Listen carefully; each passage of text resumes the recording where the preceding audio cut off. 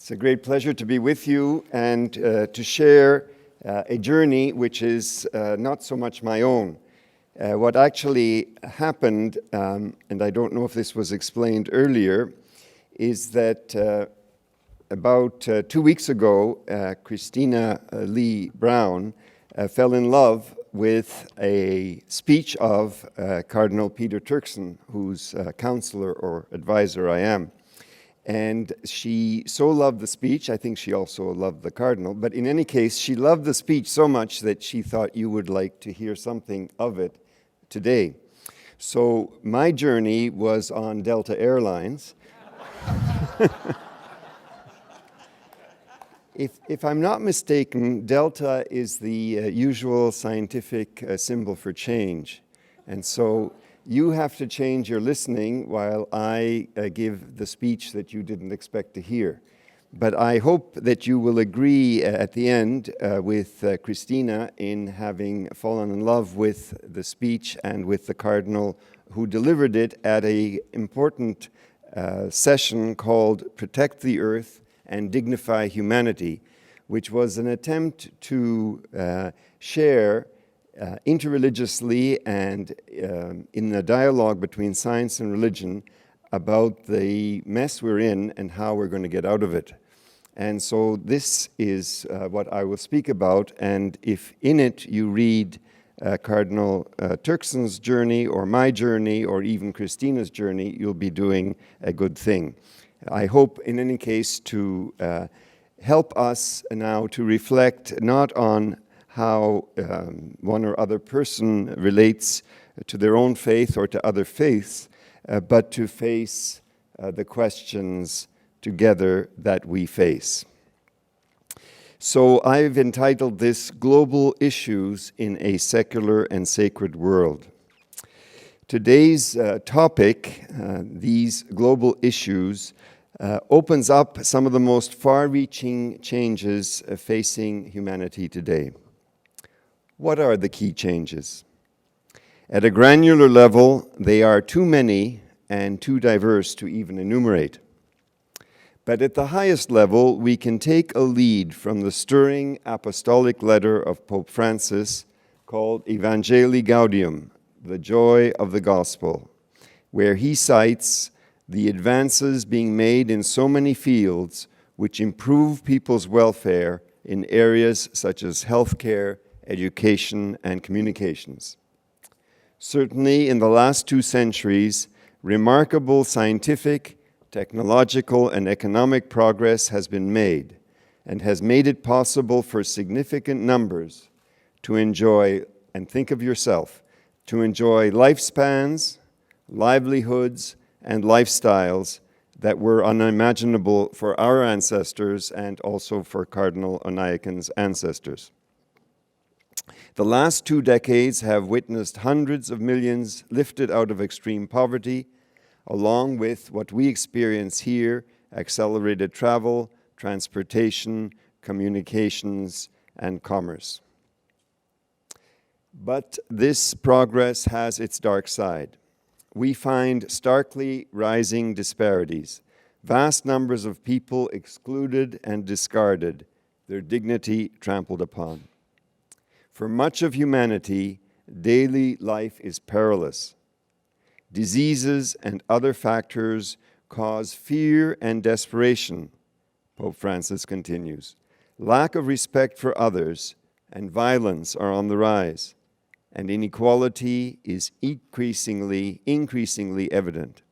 This epochal change has been set in motion by the enormous qualitative, quantitative, rapid, and cumulative advances occurring in the sciences and in technology, and by their instant application in different areas of nature and of life. Enormous, I asked at the beginning, what are the changes? The changes are qualitative, quantitative, rapid, and cumulative. The question is, can we manage? Pope Francis rightly deplores the throwaway culture and the globalization of indifference. These are poisonous. They thwart human purpose, choke human potential, and affront human dignity.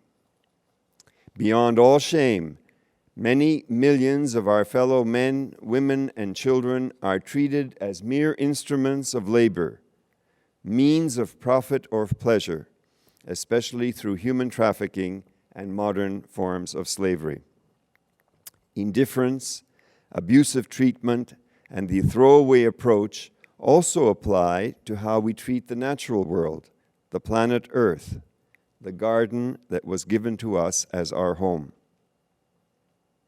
From conception to death, the life of every human being is integrated with and sustained by the awesome panoply of natural processes.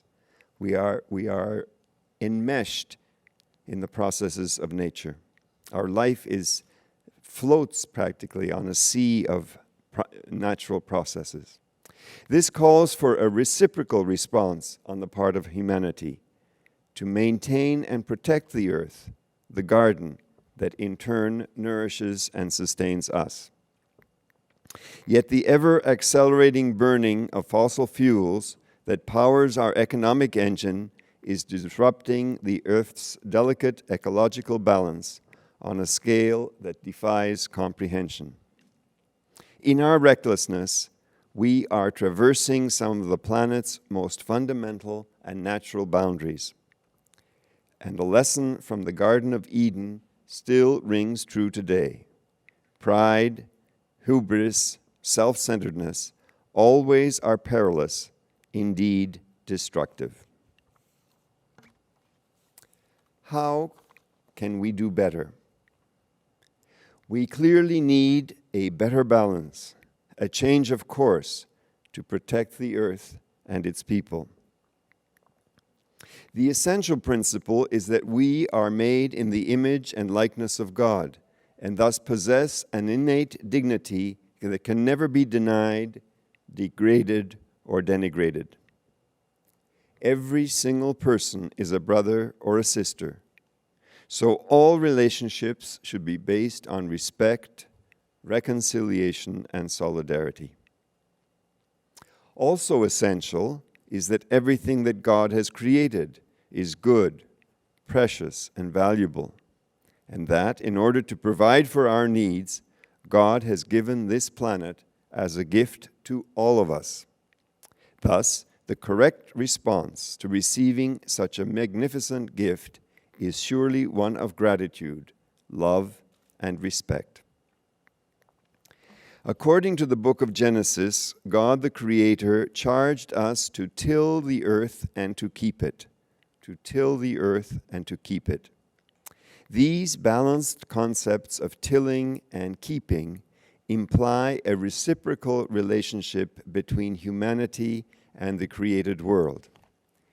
And allow me to add that when God asked Cain what had happened to Abel, Cain used the same word.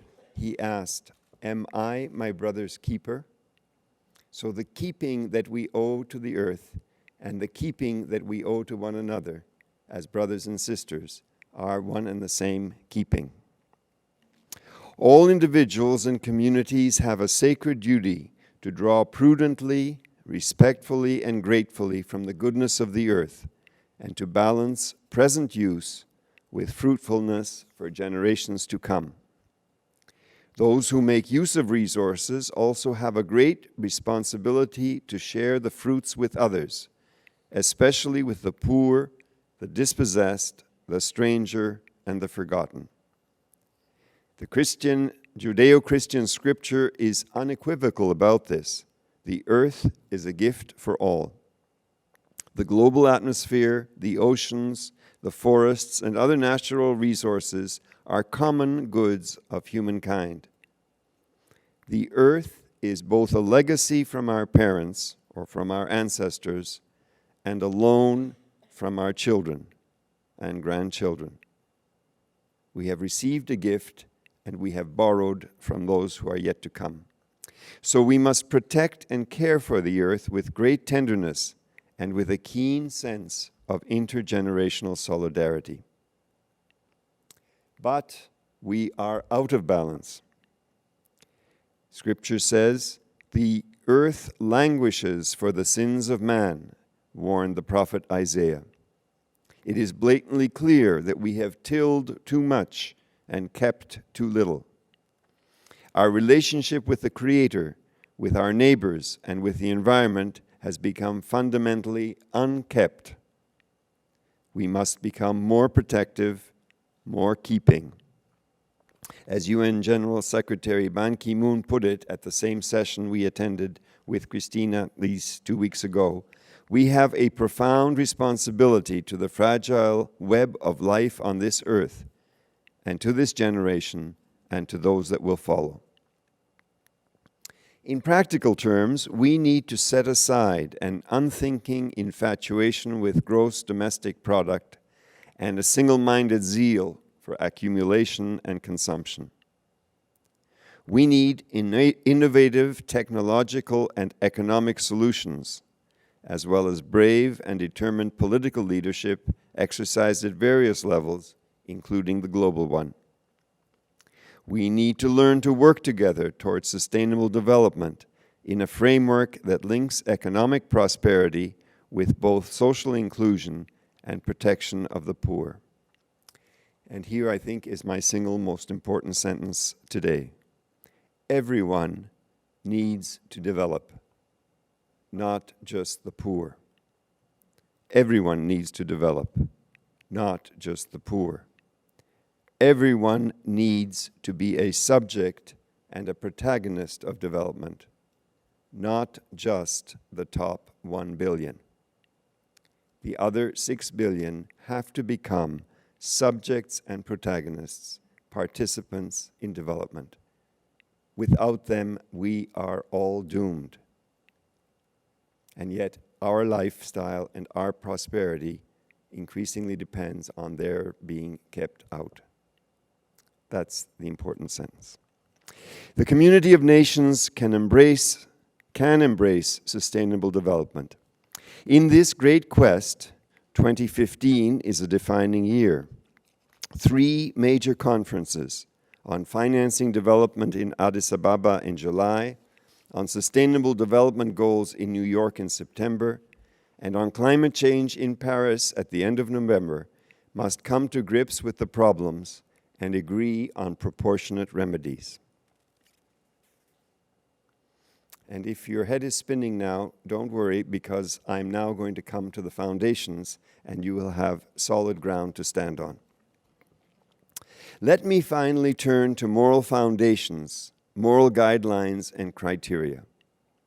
In the current article, the American macroeconomist Jeffrey Sachs, who will join us electronically this afternoon, traces the origins of what he calls the paradox of the poverty of the spirit in the rising sea of influence. I think he's talking about his fellow citizens, so I will repeat. The paradox of the poverty of the spirit in the rising sea of affluence.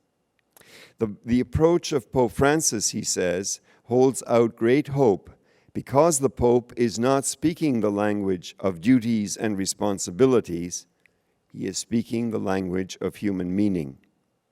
He is saying that dignity is found not only through individual rights and free markets, but from within, by each person pursuing the virtues of charity, justice, and compassion for the sake of the common good. This, after all, is the message of hope that brought the multitudes to hear Jesus preach. Without moral conversion and change of hearts, even good regulations, policies, targets, and treaties are unlikely to prove effective. Without this ethical foundation, humanity will lack the courage, the moral substance, the needed energy to carry out even the most modest proposals. What I'm talking about is an all-embracing moral imperative, the imperative to protect and care for creation, our garden home, and for every human person who dwells therein. When selfishness and individualism dominate, sustainable development will not come about. Progress towards sustainability requires a fundamental openness to relationship, openness to justice and responsibility, opening up new avenues of solidarity. Citizens of wealthier countries must stand shoulder to shoulder with the poor, both at home and overseas. As the ones who have benefited most from fossil fuels, they are morally obligated to push forward and find solutions to climate-related change and so protect the environment and human life. They are obliged both to reduce their own carbon emissions and to help protect poorer countries from the disasters caused or exacerbated by the excesses of industrialization. We know that climate change can be devastating for health, especially among the world's poorest people, but last evening we heard that it can also have its effects here in a town like Louisville. Healthcare is foundational to integral human development and human flourishing. So, my dear friends, this moral obligation, this moral foundation extends to all: political leaders, corporate leaders, civil society, religions, and ordinary people too. Corporations and financial investors must learn to put long-term sustainability over short-term profit, and to recognize that the financial bottom line is secondary to and at the service of the common good. I think this is the second most important sentence. And it's very hard. It means a whole new way of accounting. If anybody who knows how to balance a checkbook will realize how challenging it is to recognize that the financial bottom line is secondary to and at the service of the common good. That is not easy for us to grasp. It's not easy for us to implement. And every single person of goodwill is summoned by an inner call to embrace the personal virtues that ground sustainable development. The most important of these is an enfolding charity that radiates towards the self, from the self to others, from those alive today to those who are not yet born. We must not be thrown off course by false dichotomies. Let the world know that there is no divide whatsoever between religion and science on the issue of climate change. The opposition arises where vested interests wish to maintain their wealth and leave all sacrifices to others.